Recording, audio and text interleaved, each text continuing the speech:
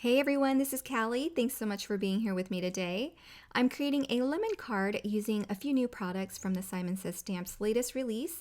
The Dream Big release features this lemon zest die here that I'm holding on my right, and on the left is the You Shine set. It was recently released with a kit but can be purchased individually as well or on its own with or without a die.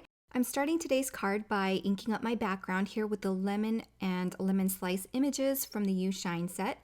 I'm just going to create a nice border all the way around the card. I'm using a Misty corner to help me keep the images from touching the borders on my Misty. We're going to be embossing our background here with some gold embossing powder. So I'm just going to go ahead and finish off by prepping my panel as I emboss and finish with the images all the way around the edges of my panel. I don't want to complicate the background too much, so I'm not doing any masking, overlapping of the images or anything like that, because we're also going to be using the die cuts later on to ink blend and add color to all of these images that we're embossing now.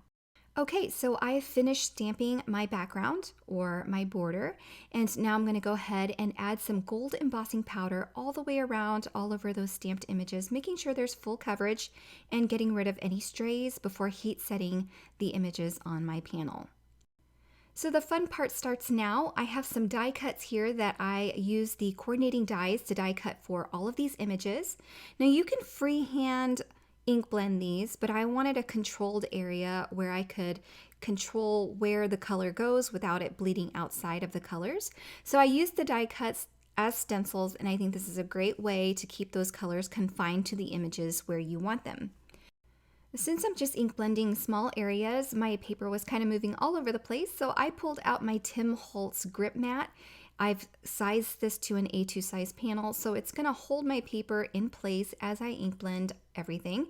This product has been out for a couple of months now, and I wish I would remember to use things more often. You know, we just accumulate supplies, and when it's out of sight, it's kind of out of mind for me, so I just need to leave it out in a place where I can see it often, because it really was a great tool to have for this technique. All right, so I am just going to finish and ink blend the flowers first. I'm using a very light hand so that I don't get any harsh marks from my blending brush, and I'm just picking up a little bit of ink at a time, dabbing it off on the top of my lid to make sure that I can get those bristles to pick up the ink more evenly, and then use circular motions to ink blend the color onto my flowers and my foliage. I'm using all positively saturated inks today, and for the flowers I use some Cheeky ink. It's kind of a light plush color. I really love it. Okay, so now we're moving on to this lemon slice here that also has leaves attached to it. I'm just going to use the negative, not the negative, but the inner part of the die cut, and I'm just going to mask off the lemon portion so that I can ink blend the leaves without it bleeding into the lemon slice. And I'm sort of going to do the same thing with this other one here. I'm just going to have to maneuver it as I ink blend to keep that green ink from bleeding onto the lemon. So I'm not only using these die cuts as a stencil, but I'm also using them as a mask. So it's a great way to add color, again, to specific areas on your panels without getting ink all over the place and blending into each other. Now I've moved on to the yellow. This is Sunbeam ink, and I've added a little bit of yellow at the center of my blossoms there with a round detail blending brush.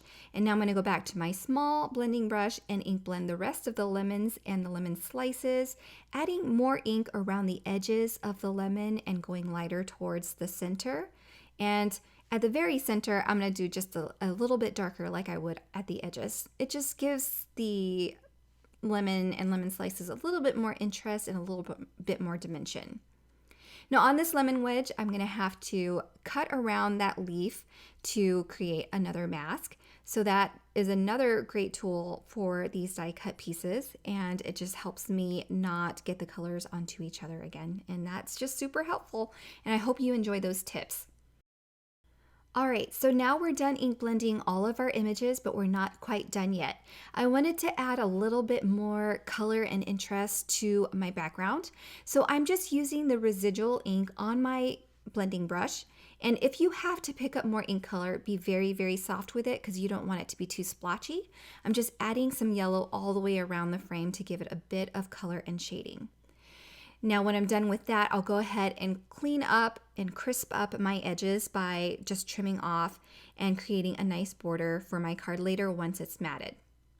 I wanted to step this up a little bit by adding a frame. So I'm using a gold uniball pen, and I am just making sure that the lines match up to the grid marks on my glass cutting board there. And then I'm just going to use my T-ruler and add a 1/4 inch border inside and create that little frame. It's a simple way to step up your card and your design and create additional interest for your card. Okay, so now we're going to move on to the lemon zest die. I've die cut everything offhand, so we've got some banana cardstock for the lemon, some cotton candy cardstock for the little flower blossom bloom, green apple for the foliage, and a little bit of Nina Desert Storm for that stem. Now to add color and interest to these die cut pieces, I'm using the exact same ink colors that I used for my background. I'm just going to ink blend around the edges, except for on this flower, I'm just ink blending at the center and then allowing that color to kind of bloom out on its own. And then for the stem, I'm using cappuccino ink and I'm just blending at the edges very softly. Simon Says Stamp also has their own 3D foam squares now, so I'm going to be using those to attach these lemon zest images or die cuts onto my card. So I added the lemon itself with foam adhesive for some dimension. So I'm doing the same thing with that first leaf, but on that second leaf, I want to create some depth. And because I had all those foam squares at the bottom of my lemon, I had to kind of trim off my leaf to get it to look like it's tucked underneath. I finished attaching it with my flower and the little flower center, and now I'm going to attach this whole card panel onto a card base. Now to finish, I'm going to add some sequins, and this is from the Sunflower Fields mix, also from the Dream Big release. I'm going to position where I want all of my sequins, and then I'll attach it down with some liquid adhesive. And that finishes my lemon card for today. I hope you enjoyed this. If you like the products that I use, be sure to check out the links below, as everything will be linked in the descriptions for your convenience.